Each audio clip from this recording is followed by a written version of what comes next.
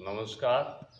आज के इस ऑर्गेनिक खेती ट्रेनिंग वीडियो में आप सभी का हार्दिक स्वागत, धन्यवाद। ऑर्गेनिक खेती ट्रेनिंग की श्रृंखला में आज के वीडियो में हम बात करेंगे खेती की जो अवस्थाएं होती है उन पे।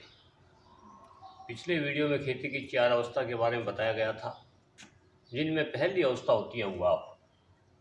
उगाव 2 बिंदुओं पे महत्वपूर्ण होता है, निर्भर होता है। पहला भूमि तैयारी, जिसके बारे में ऑर्गेनिक खेती ट्रेनिंग वीडियो पार्ट 6 में बताया जा चुका है।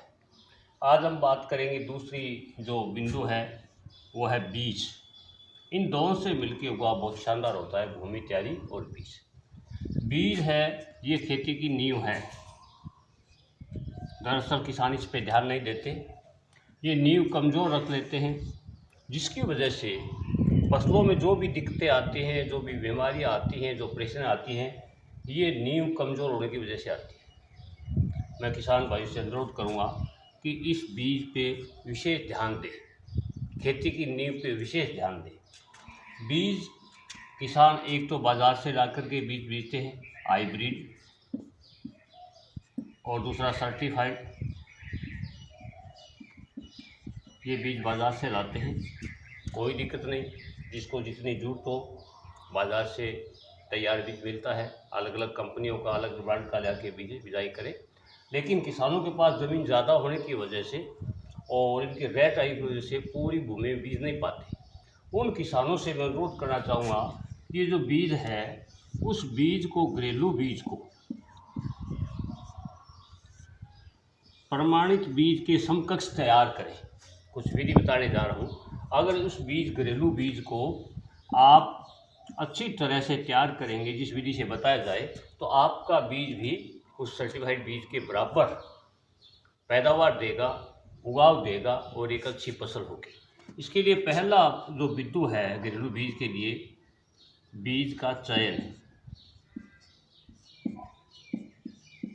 बीज के चयन में ये होता है कि आप 3 साल से सेम ज़मीन और सेम बीज की बिजाई कर रहे हैं तो उस बीज को चेंज कर लें।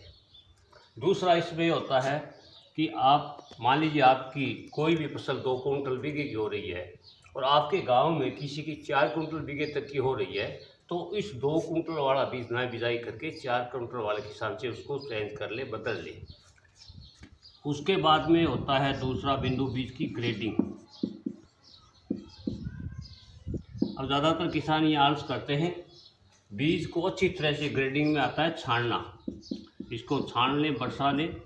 छानने से जो छोटे छोटे बीज होते हैं बीज में, वो नीचे निकल जाएंगे और बीज एकदम बढ़िया बीज आपके बीज में से एक छान करके तैयार हो जाएगा। उसके बाद में तीसरा बिंदु होता है धूप।